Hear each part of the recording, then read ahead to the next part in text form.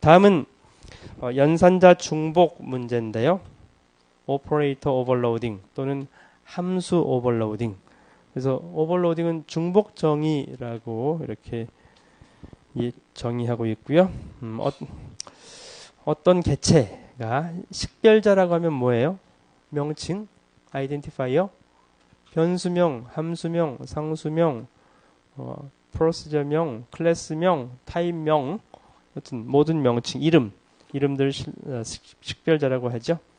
여기 함수명은 워낙 우리가 많이 사용하기 때문에 함수명 한 번 더 써줬네요. 식별자 또는 함수명, 연산자 등에 대해서 동일한 이름, 동일한 연산자가 두 가지 이상의 의미를 갖는 그런 경우에 오버로딩이라고 하죠.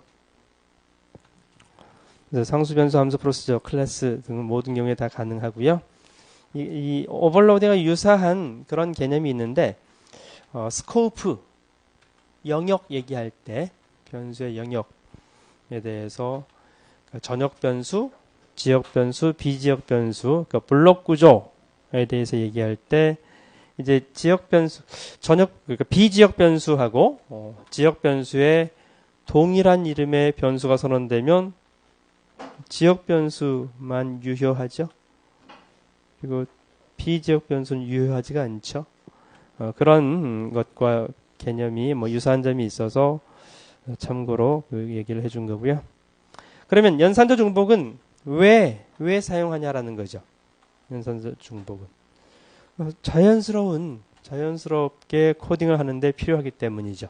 만약 내가 덧셈을 하는데 정수 덧셈을 할 때는 플러스고 실수 덧셈을 할 때는 플러스가 아니면 다른 기호를 쓴다면 헷갈리겠죠. 우리는 정수 덧셈이든 실수 덧셈이든 똑같이 플러스 기호를 사용하고 싶은 거죠. 자연스러운 표기 방법으로. 근데 내부적으로는 정수 덧셈인 경우에 만약 4바이트 정수라면 그냥 정수는 4바이트 두 개의 값을 각각 이진수로 덧셈만 하면 되잖아요. 근데 실수 덧셈이라면 다르잖아요. 그렇죠? 유효 숫자하고 지수 만약 32비트로 표현된다면 24비트는 유효 숫자고 0. 얼마 그다음에 8비트는 지수로 이렇게 두 파트로 나눠져 있기 때문에 각각에 대해서 그 실수 덧셈 방식하고 정수 덧셈 방식이 다른 거죠. 그래서 연산 자체가 달라요. 우리 사람 같은 점이 똑같지만 컴퓨터로 정수 덧셈, 실수 덧셈을 할 때는 다른 알고리즘을 통해서 덧셈을 해야 되는데 두 덧셈 모두 플러스라는 기호를 사용해서 오버로딩이 되어 있는 거죠. 그러면 그 하나의 연산자 또는 함수 이름 어떤 명칭이 두 가지 이상의 의미, 두 가지 이상의 용도로 정의되어 있을 때 그러면 1번 의미로 해석할지 2번 의미로 해석할지 그러니까 정수 덧셈으로 해석할지 실수 덧셈으로 해석할지 어떻게 판단하죠? 그 문장에서 문맥이라든지 또는 데이터 타입에 의해서 판단을 하게 되겠죠. 만약 A 더하기 B라고 했는데 A, B 둘 다 정수면 정수 덧셈을 하게 될 테고 A, B 둘 다 실수면 실수 덧셈을 하게 될 테고 그런데 A는 정수고 B는 실수면 어떻게 해요? 정수 덧셈을 해줘야 돼요? 실수 덧셈을 해줘야 돼요? 우리는 실수 덧셈을 하고 싶겠죠. 근데 그건 누가 결정해요? 언어를 디자인하는 사람 또는 컴파일러를 구현하는 사람이 결정을 해야 될 문제인 거죠. 컴파일할 때는 이미 결정이 되어 있어야 돼요. 컴파일러가 기계어 코드를 만들 때는 정수 덧셈 명령으로 생성을 할 건지 실수 덧셈 명령으로 생성할 건지를 결정을 해야 되니까. 그래서 이제 예전에 그 수식 얘기할 때 coercion, 타입캐스팅 얘기를 했던 거죠. 그 자동으로 타입 변환을 해주느냐 A 더하기 B 타입이 다른 경우에 타입 변환할 때 A 정수 B 실수인 경우에 A를 실수로 변환해 줄 거냐 B를 정수로 변환해 줄 거냐 이런 coercion 강제 변환해 주는 거하고 타입캐스팅 사용자가 변환해 주는 그 문제를 다루었었죠. 네, 그래서 기본적으로 그렇게 언어 자체에서 제공하는 오버로딩 기능도 있고요. 또 이제 여러분들은 객체 지향 언어 세대니까 C++ 자바에서는 함수 이름도 오버로딩이 되고, 그리고 여러분들이 사용자 정의형 오퍼레이터 오버로딩 또는 함수 오버로딩이 가능하죠. 최신 언어들은 그렇게 되어 있고요. 그래서 여기서는 이제 에이다에서 여러분들 C++ 자바에서 연습을 했을 텐데요. 곱하기 기호를 정수 실수 숫자뿐만 아니라 행렬의 곱셈에 대해서도 정의할 수가 있는 거죠. 여기 실제 행렬 곱셈 코드 부분은 생략했고요. 프로토타입만 예를 보였죠. x, y 둘 다 2차원별 행렬이라고 하자. 행렬의 곱을 곱하기 기호로 중복 정의를 한다면, 그러면 이제 임의의 두 a, b 행렬인 경우에 a 곱하기 b를 할 수 있는 거죠. 그래서 이런 소스 코드가 있을 경우에 a는 b 곱하기 c가 있다고 하자. b, c가 매트릭스형이라면, 그러면 여기서 정의했던 오버로딩 했던 매트릭스 곱으로 실행을 해줄 테고요. b, c가 만약 정수형이라면 정수 곱셈을 해줄 테고, b, c가 실수형이라면 실수 곱셈을 할 테고, 그래서 어떤 곱셈, 셋 중에서 어떤 곱셈을 할 건지는 문맥 또는 데이터 타입에 의해서 결정된다는 거죠. 그러니까 주로 여기서는 데이터 타입 얘기만 했었는데, 함수 경우에는 인자 개수하고 데이터 타입까지 같이 보기도 하고요. 또 이제 그 자체만 가지고 판단이 안 되는 경우에는 그것의 좌문맥, 왼쪽에 오는 것이 뭐냐, 우문맥, 오른쪽에 오는 것이 뭐냐에 따라서 판단해야 될 경우도 있죠. 드물긴 하지만. 그래서 그렇게 자동으로 판단해서 해당 내용으로 기계어 코드를 생성할 텐데, 또는 해당 함수를 호출하게 할 텐데, 그 작업이 언제 된다고요? 주로 컴파일할 때 해결이 돼야 되겠죠. 근데 물론 어떤 특별한 경우에는 컴파일할 때까지 확정이 안 될 수도 있어요. B 곱하기 C를 했는데 B의 타입, C의 타입이 파이썬, 다이내믹 언어들은, 동적인 언어들은 컴파일할 때 알 수 없는 경우도 있거든요. 그런 경우에는 실행할 때 할 수밖에 없는 경우도 발생할 수 있지만, 최대한 우리는 컴파일할 때 모든 걸 처리하고 싶어요. 그래야 편하고 효율적인 부분들이 많으니까요. 저기 핸드폰으로 공부하나요? 그런 거 아닌 것 같은데. 네, 여튼 그래서 여기서는 얘를 컴플렉스 C, 인티저 I, 여기 그 복소수형 C라는 변수, 정수형 변수 I, 실수형 변수 R이 있다고 하자. 그러니까 2 곱하기 I 더하기 R에서 곱하기는 정수 곱셈을 하게 될 테고요. 더하기는 R이 실수니까 실수 덧셈을 하게 될 테고요. 그 결과를 복소수 C에다 저장을 한다면 그 결과는 복소수형으로 저장을 하게 되겠죠. 그러니까 이 부분을 이제 컴파일 할 때 이 수식을 파스트리로 그리면 이렇게 나타날 테고요. 각 데이터들에 대해서 타입을 여기다 부착해 놨는데, 이 타입에 따라서 어떤 연산을 할 건지가 결정된다라는 얘기죠. 여기서 이제 트리의 단 노드라는 얘기는 단말 노드, 터미널 노드를 얘기를 하고요. 간 노드라고 하는 것은 사이, 각각 병렬하게 사이에 있는 이런 노드를 얘기를 한 거죠. 그래서 A 언어에서 이 중복 오버로딩이 상당히 매우 자연스럽게 많이 사용되고 있는데요. 요즘 객체지향 언어처럼 FGH를 패키지 P에서 정의해봤네요. 그리고 또 여기 패키지 P 밖에서 FGK 동일한 것이 있고요.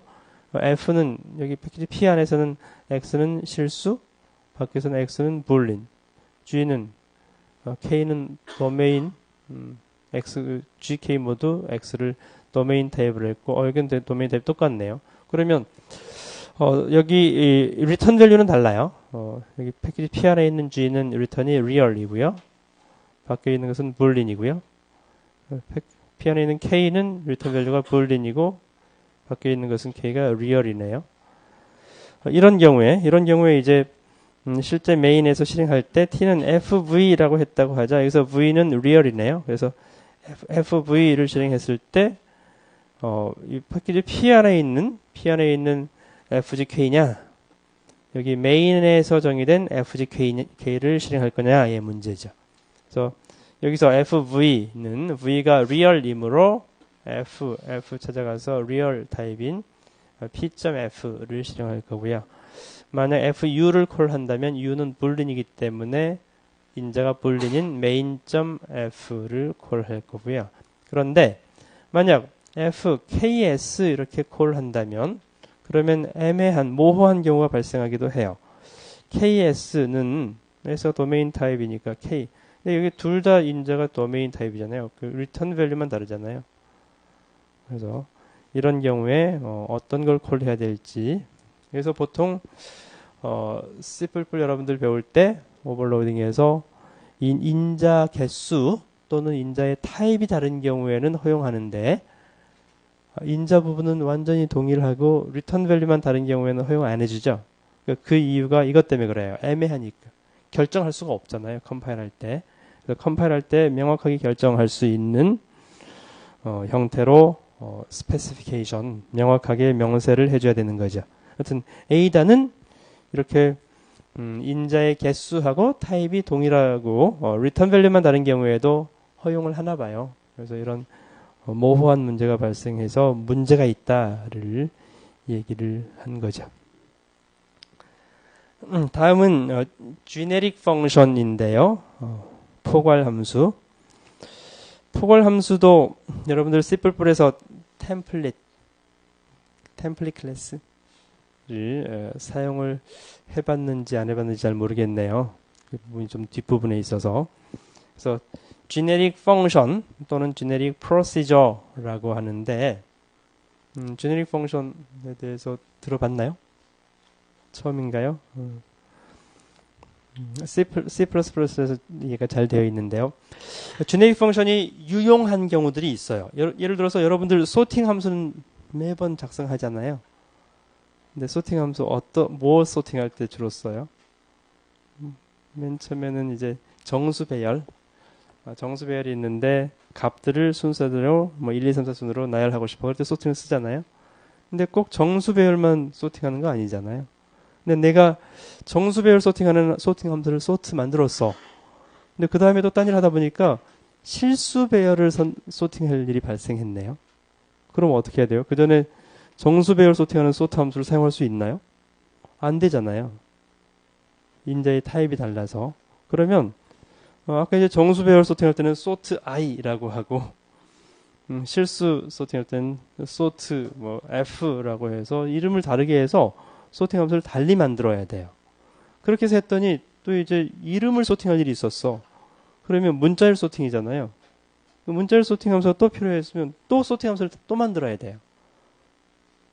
그렇게 했더니 그 다음에 구조체 배열 소팅할 일이 있었어. 구조체가 이름, 전화번호, 주소. 그 중에서 나 전화번호로 소팅을 해보고 싶었어. 그러면 또 만들어야 돼요. 그 소팅 함수는 도무지 몇 개를 만들어야 되는 거예요. 그 소팅 대상의 데이터 타입이 달라질 때마다 소트 함수를 계속 만들어야 되는데, 근데 정수 배열을 소팅하든 문자열 배열을 소팅을 하든 차이점은 뭐예요? 그냥 전달받는 배열의 데이터 타입밖에 없잖아요. 플러스 약간 또 있긴 해요. 그러니까 정수 실수인 경우에는 비교만 하면 되잖아요. i가 j보다 크냐 작으냐 이렇게만 하면 되는데 스트링의 경우에는 스트링 s하고 스트링 t를 그냥 비교할 수는 없죠. strcmp 이렇게 스트링 함수를 이용해서 해야 되죠. 또 만약 구조체 배열을 소팅할 때는 구조체의 어떤 필드 가지고 소팅할 건지에 따라서 그게 이제 정수 실수면 또 이제 크다 작다로 하면 되고 스트링이면 스트링 컴페어를 써야 되는데 이렇게 비교하는 부분하고 데이터 타입 부분만 다를 뿐이지 나머지는 다 똑같아요. 나머지는 거의 대부분 한 95% 이상 똑같은데 근데 그걸 함수를 여러 번 만들어야 된다는 거예요. 그래서 굳이 그럴 필요 있냐라는 거죠. 이게 소팅도 그렇지만 대표적인 게 스택에서도 그래요. 스택도 정수 스택이냐 실수 스택이냐 구조체 변수 스택이냐 마찬가지죠.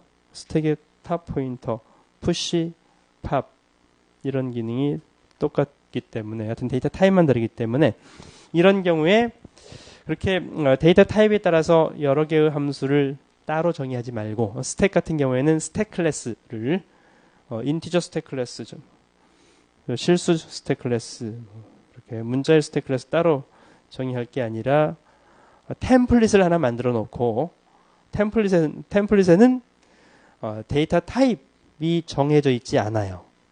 데이터 타입을 그냥 뭐 t라고 하고 거기 t에 int가 오면 int로 다 바꿔주는 거죠. double이 오면 double로 다 바꿔주고 이렇게 대체만 해주는. 그 다음에 꼭 달라야 될 부분, 비교하는 부분, 이 부분만 함수를 줘요. 그 함수도 비교 함수를 전달받아서 쓰면 돼요.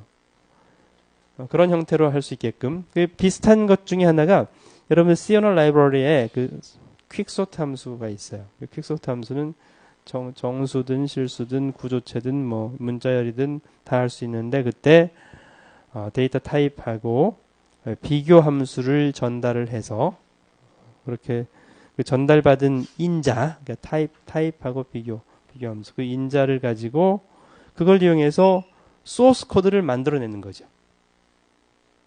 그래서 그러면 이제 소팅 함수를 내가 한 5개 만들어야 되는 직접 라이팅을 해야 되는데 소스 라이팅 하지 않고 템플릿 하나만 만들고서 마치 함수코라는 것처럼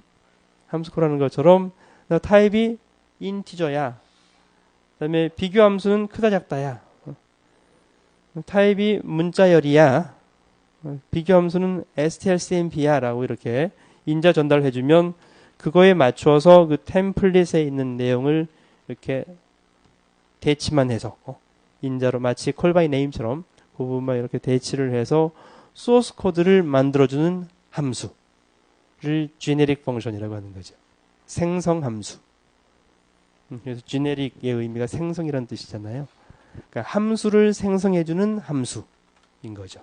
즉 generic function 또는 generic procedure는 그 자체만으로 실행 가능해요? 실행 가능한 게 아니죠. 그러니까 틀만 있을 뿐이에요. 왜? 데이터 타입이나 예를 들면 비교 함수 이게 결정되지 않았잖아요. 그럼 그 자체를 실행할 수 있는 게 아니죠. 그리고 이 generic function은 전처리기로 사용해야 되겠죠. 컴파일 할 때 전처리를 먼저 하게 되잖아요. 매크로 익스펜션처럼. 그래서 만약 generic function에서 sort 함수를 integer, 그다음에 double, string, 구조체에 대해서 4번 콜하게 했어. 그러면 그 위치에 그거에 4카피의 소스가 만들어지는 거죠. 마치 매크로 확장 유사하게. 그런 기능을 하는 함수가 generic function이에요. 그래서 컴파일할 때 실매개 변수 타입 또는 어떤 비교 함수처럼 뭐 한 함수 정해지지 않은 함수를 정해주면 그러면 실제 함수 코드, 소스 코드를 생성해주는 함수다라는 거죠. 그러면 장점이 코딩 에러가 감소될 수도 있고요. 우리가 작성하는 프로그램 길이가 짧아지는 거죠. 추상화 개념을 제공하기도 하고요.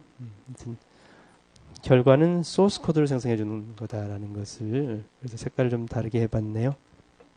직접 실행하는 게 아니고요. 이런 generic function이 잘 발달되어 있는 언어가 EL1, Simula, CLU, Ada 그리고 객체지향 언어 C++ 같은 이런 언어들이 generic function이 잘 발달되어 있죠. 그래서 모든 언어에 다 generic 함수 기능이 있는 건 아니에요. 그런 기능이 없는 언어들도 많이 있어요. 꼭 필요한 건 아니거든요. 그래서 Ada의 경우에 예를 들면 이제 그러니까 Ada는 함수뿐만 아니라 프로시저 또는 패키지 등의 모두 genetic이 가능해요. 그래서 각 함수 프로시저 패키지 앞에 genetic이라는 키워드를 이렇게 주게 되면 그러면 이게 genetic 펑션이 되는 거죠. 여기서 얘는 swap 함수예요. swap은 xy 두 개를 바꿔주는 이것도 xy가 정수냐 실수냐 뭐 문자열이냐 구조체냐에 따라서 swap 함수를 모두 다 다르게 만들어줘야 되는데 내가 직접 여러 개를 만드는 수고를 할 필요 없이 템플릿을 만들어주고 타입 아이템이라는 놈은 타입을 명시할 거야 나중에. 그래서 이제 그러니까 아이템은 지금 가짜 타입이죠. 어떤 타입이 올지 모르는 거죠. 뭐 인트가 올 수도 있고 더블이 올 수도 있고 뭐 올 수도 여튼간에 아이템은 타입이야. 그래서 swap xy는 in아웃 전달 방식은 아까 value result라고 그랬죠. in이 콜바이 value, out이 콜바이 result 두 가지를 다 하면 value result 방식으로 아이템 타입으로 xy를 정의를 했고 그러면 temp도 아이템 타입으로 정의를 해야 될 테고 temp는 y, y는 x, x는 temp 이렇게 swap 함수의 genetic 펑션을 정의를 해봤고요. 이것을 이용해서 실제 소스 코드를 만들어냈는데 여기서 만들어봤네요. procedure, swap integer is new swap integer. 에이다에서는 정수 타입을 integer라고 쓰거든요. 실수는 float라고 하고요. 그래서 integer를 전달하면 integer가 여기 아이템으로 매핑돼서 아이템 부분 여기 아이템 부분이 몇 군데 있나요? 여기 두 군데 있네요. 타입 부분 아이템을 인티저로 대치해서 소스 코드를 한 값이 만들어주는 거죠. 근데 그 소스 코드의 함수 이름은 swap integer가 되는 거고요.